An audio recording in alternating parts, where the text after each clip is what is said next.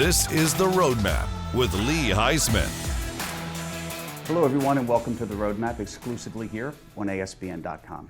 I'm Lee Heisman, and every week we bring you some of the brightest entrepreneurs, CEOs, and business owners who are climbing the ladder, scaling their businesses, and thinking about how one day to exit stage left. Well, I will tell you, Exit Stage Left Advisors had some great experience with a firm called Southstone Holdings, and I have the founders here today, John and Jeff. How are you doing, guys? Doing great. Thanks for having us, Lee. Absolutely. Yeah, glad to be here. Well, guys, we've had a great experience with your firm, and one of our organizations here at ESL Advisors and Ben Hollyfield closed a deal with you, which is really exciting, and that's a really hard thing to discuss and get through. It's hard to get a deal done. I want to jump into that later in the show, but I want to bring in your history. I want to talk about you, Jeff, and you, John, and how you got started in the industry. So, Jeff, tell us how you got started. Yeah, sort of by accident. I took zero finance classes in college or any time before that, but ended up working at the Home Depot and the M&A practice for about 4 years. And then went and worked for a large private equity firm in Atlanta for about 10 years. Loved the work, loved the people, loved the math, the combination of sort of the right brain and left brain that came together. But in 2011, I also launched a small business myself with two partners called Monday Night Brewing. It's a craft brewery here in Atlanta. What was your title there? So my first title on my business card, because we could do whatever we wanted, we were a small startup craft brewery, was Supreme Beer Chancellor. Over time, yes. I had to clarify, change job titles to actually help people understand what I did. Sure. But I actually left my private equity firm about 5 years after the business started to help run that. So I served as CEO and co-founder there for about 8 years. And so loved this intersection of the operator world and the investing world. Wow. John, talk about your background. Yeah, like Jeff, I think I kind of stumbled my way into private equity. So I graduated college, had no connection to Atlanta, and moved down here to work at a consulting firm. Just knew Which college? Went to University of Virginia, and then came down to work at a firm here called Bain. But just knew I liked people and problems, and tried to get a wide variety of all sorts of problems I could work on, and found my way into private equity from there. So, everybody mocks the term private equity, right? You see so many funny memes out there. We do too. Yeah. Yes, I do as well. For good reason. For good reason. And I want to talk about later, and we talked about our relationship with our firm and how valuable it is to have these VIP buyers, not only that can do a transaction successfully, but also we've talked to our clients that you bought their organization. They love you, and private equity has a bad name.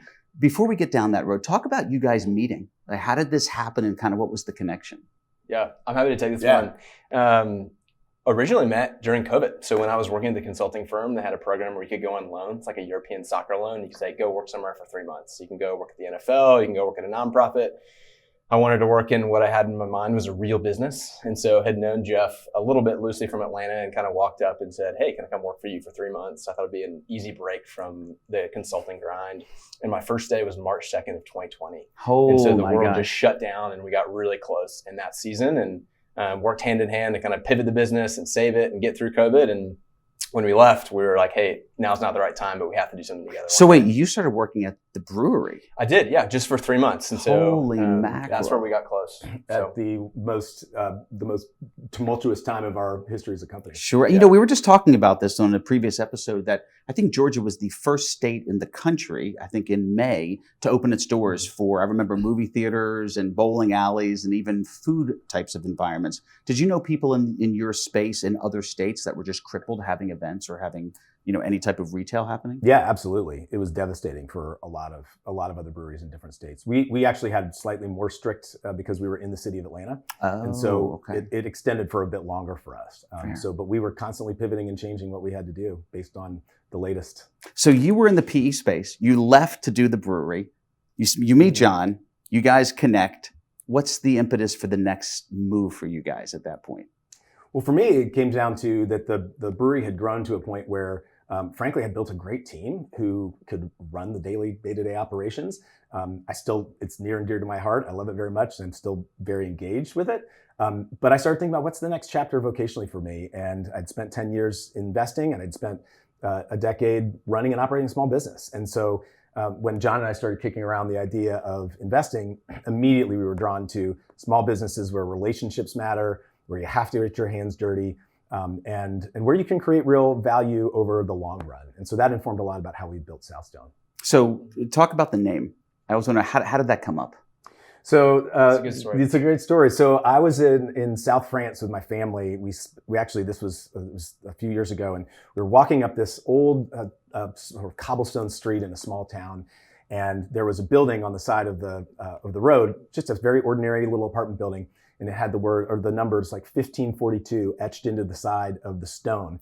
And it just struck me of the endurance that stone has over any other building material that is used.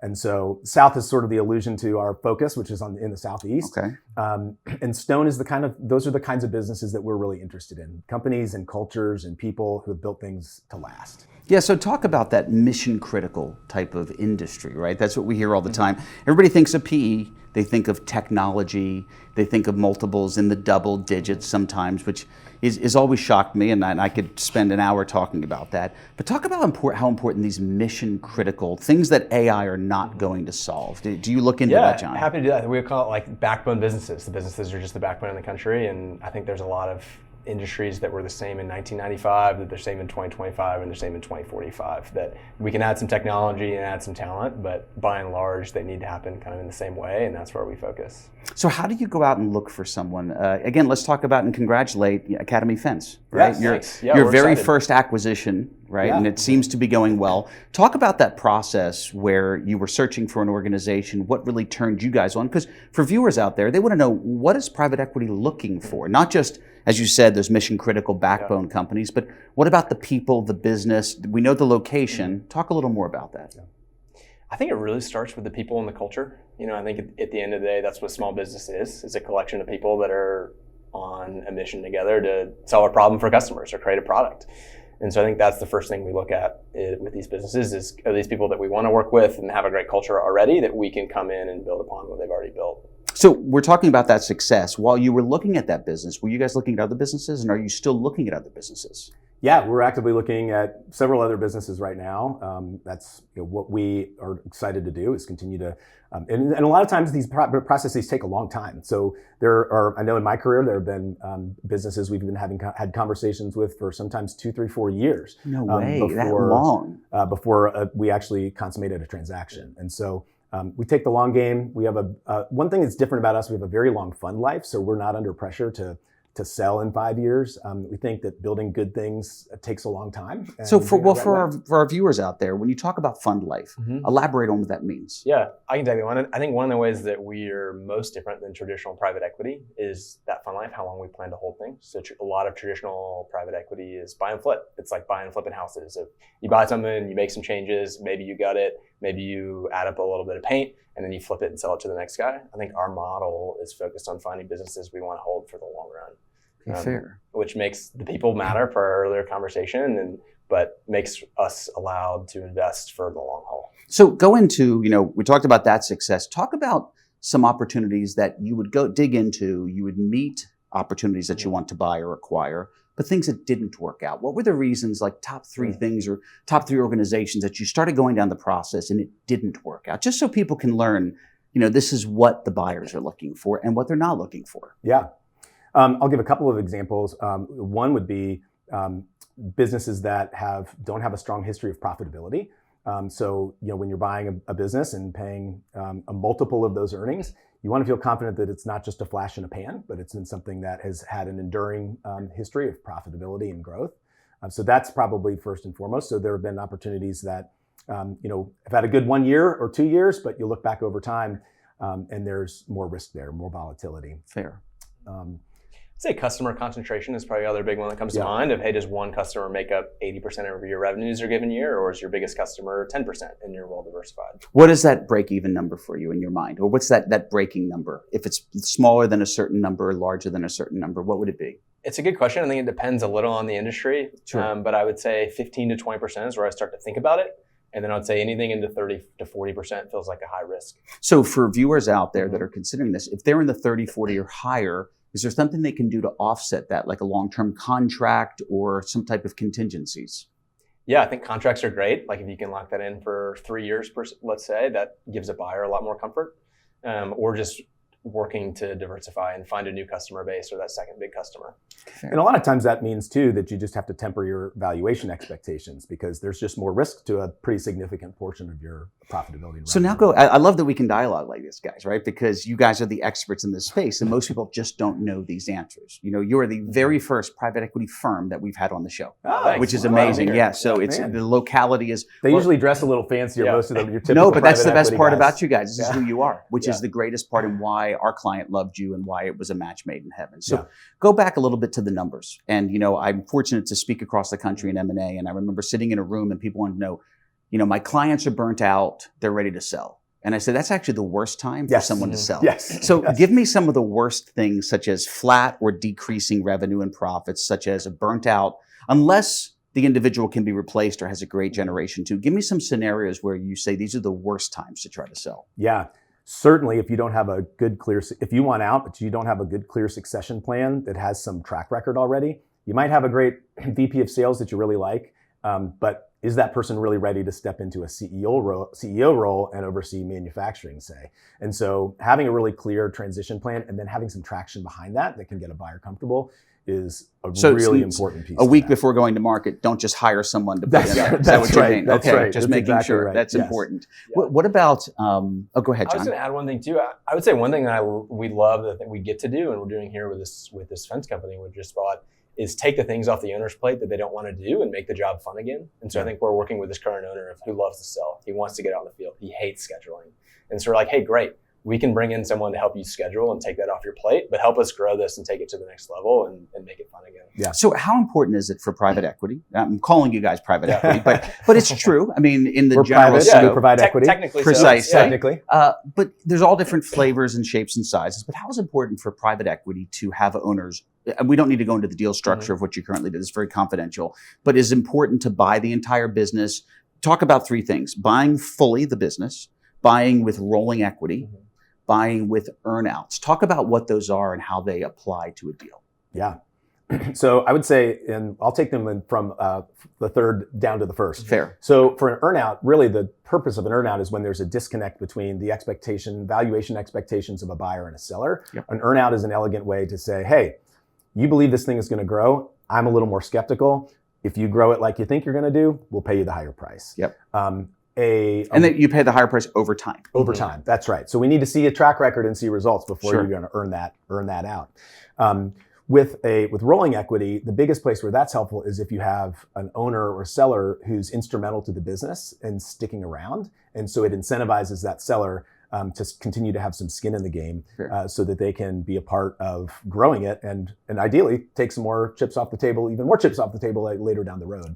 And then the last is oftentimes when the seller wants out and sometimes the buyer wants them out. It's just a way to make a nice clean break. And so those I think are some quick thoughts on. There's a lot of information mismatch between a seller who knows this business for years or decades and us who spent 90 days learning a business.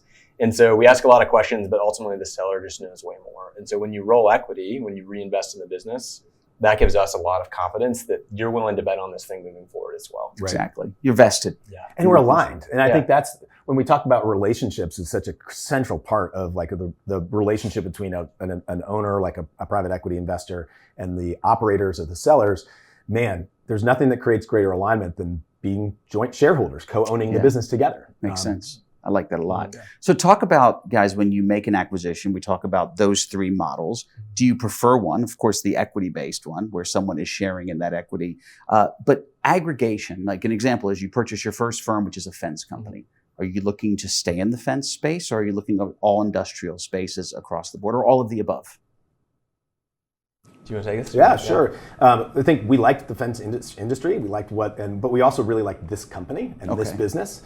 And so I think for us, it always starts with the underlying drivers of what is this business. There are absolutely private equity firms out there that are a very narrow focus on a specific industry. There are others that will kind of buy anything, that call themselves industry agnostic. Sure. But I think for us, we're looking at businesses that have similar attributes to the fence company that we bought. So enduring businesses that, like John said, are the same 20 years ago, will be the same in the future, have good cash flow generation, have a path to growth, and then are generally in the Southeast. And so that's another thing if you're considering selling your business, is ask what are the kinds of things that are important to me as a seller, and who I want to take this, and who might be interested in the kinds of business. The more I'm listening to you guys, the more you don't feel like private equity to me, you feel like a family office. There are a lot of similarities. I think that's a great analogy. Yeah. I think we're private equity in a sense. We've got investors and we're investing in the private markets. Sure. But we probably operate a lot more like a family. Because I've always perceived private equity, and just for our audience listening out there, private equity is I'm aggregating, I'm buying and making it larger and larger because size matters, and then I'm going to sell it and flip it. Where that isn't your game plan, and family offices feel like they're cross-pollinating their services. So if you could have another business that has a certain pool of clientele that can utilize the fence and the fence utilize them, you can really cross-pollinize across your entire family office. Absolutely. Yeah. And I think private equity has kind of become a dirty word. One of my favorite emails that I ever received last fall was an owner or seller that we built a relationship with. The first email I got back was, "We're not interested in selling private equity." But that opened an opportunity to share about how we're different and how we take some of the good, but have a different approach. So, hopefully you guys walk away going, we're going to call ourselves family offices. Yeah. It's a lot less of aggressive. Family office, I've heard many people say that if you've met one family office, you've met one family office, because they're all really very, very different. Oh, that's really funny. I love that. So I think in a lot of ways, there's a lot that's true about private equity in the same way. Sure. Especially in the sort of lower middle market. So Southstone Holdings, guys, talk about the next layer for you. What is your future? What is your growth? I think we would love to just do more deals like the one we just did with this fence company. I think we'll be able to do a handful of deals, just the two of us, and then we'd love to be able to grow and build out a small team to better serve these companies. So are you going to be adding team members? What is the next 6 months? I mean, you're mapping out and growing the fence company now, but is it the shoe cobbler that doesn't have shoes for himself? Are you thinking of all the other businesses versus your business? Have you done a self-evaluation? It's a good question. I think, the first hire we made was actually someone in this fence company. So the seller was 60 and does a lot right, but like we said, wanted to have some help on things like scheduling and technology. Sure. And so on day one, we've actually got a guy who comes from this industry who's going to be able to step in and bring some tech and talent. And so I'd say that's where our initial focus is helping the businesses hire talent and then worry about ourselves later. Do you offer financial services for all of your businesses? Will you be planning with new acquisitions to centralize services, or are you going to keep them all individual? It's a good question. I think that's pretty low on the priority list for us. I mean, I know from just running a small business that there are lots of quirks and ins and outs to how things run at every single space. I mean, even within the home builders who the Academy Fence serves, they all have the home builders who are their customers have different invoicing processes. Fair. And so I think there's a danger. This is one of the places I think private equity gets wrong sometimes, is trying to aggregate or synthesize or centralize shared services in ways that make sense on paper and to a financial brain, but actually on the ground doesn't add a lot more value. You'd be better served to go hire a new salesperson, put a system in place that helps them be more efficient with their time, invest in some digital marketing. So I'm going to have to ask you a tough question before we wrap up here. Just 15 minutes flies like that. So Jonathan, I'll point at you first. Is in this process of your most recent success, and again, people viewing this are going to look and go, gosh, these guys make it seem so easy. Because it sounds very easy. You're making it simplified. I know how hard it is. Give me one of the biggest mistakes that happened in this last deal. You don't have to share anything that's compromising for anybody involved, but I meant something that a viewer can understand. Like, I made a mistake. I didn't see this coming. And I'm coming at you next, Jeff, on that. Yeah. I think just understanding AR, I think it's easy to look at one number and just say, this is my total accounts receivable, and it's all the same. And I think something we learned in the process was the need to roll up our sleeves and figure out who the customers are and how they pay and how it all comes together. That's a good one. I did hear a story about that. That was excellent. And it's good to get through that one. Yeah. And you don't learn unless you run into some experiences where you're like, that was tough, uncomfortable, but we muscled through, and now in the future. Yeah, that's right. And this deal, Jeff, go ahead. I mean, I would say that, and I would say kind of related to that is we had, from the moment we met the sellers and the employees, we got along great. And I think that just reinforced to me the sooner we can be in front of people and get to know them and have them get to know us, and then the more often we can get in front of them and them to get to know us, the better the easier it is to go through that negotiation process as human beings, not as adversaries. Because at the end of the day, we've got to link arms and grow this business. And it's funny you said, Lee, that we've had such success. We say all the time, investing starts not, it doesn't end at the closing of a deal, it starts at the closing of a deal. So we are very much at the starting line and have a tremendous amount of work to do, but it's exciting and fun work. I know how hard it is, and I'm congratulating you for getting across the line, because that is the first obstacle. It is. And I'll share with you, it's funny you say this, because we're dealing with over 1,000 private equity firms and family offices across the country. And the moment I get a client under an LOI, within minutes after an LOI is signed by both parties, our client, the seller, and the buyer, I'm immediately connecting everybody with all direct communications. I say, keep us in the loop, but I want you to start talking. Yeah. Every private equity company, 95% of them have shockingly almost put their hand over their mouth. Oh, they're not used to and that. said, wait, why would you do this? I said, well, because you're going to be married for many, many years to come. Yes. I think we need to humanize everybody and get you in touch with each other. And they're like, we love working with you. I'm like, I couldn't imagine any other way. Yeah. All right, so I'm going to put you guys on the spot because you've been so good practicing this, okay? Because people will want to get in touch with you, talk to you about your industry, what you've done. I'm going to have you look in the camera and tell people how to get in touch with you. You've been practicing. I've been that practicing, camera, Lee. so you've got to do it. Jonathan as well after Jeff. Ladies and gentlemen of Atlanta, if you want to get in touch with Southstone Holdings, you can find us on the internet at southstoneholdings.com. You can also follow us on LinkedIn. We post a lot about our investment philosophy, about the things, our observations and experiences, the good and the bad. And so we'd love to talk to you, get to know you. Jonathan, that's tough to follow, but I'm going to have you do it, Jonathan. It's a tough Go act. for it. The only thing I would add is if you are thinking about your legacy and thinking about the next chapter of your business, your people, and your customers, and want someone who's going to steward your business well, we would love to hear from you. Yeah. Guys. That was better than mine. Great job. I had a little extra time. Guys, Jeff Heck, Jonathan Ziegler, thank you so much for coming on the show today. Guys, ladies and gentlemen, thank you for joining us today. I hope this show was as insightful for you as it was for me. We hope to see you again next week on another episode of The Roadmap. Thanks for watching The Roadmap with Lee Heisman.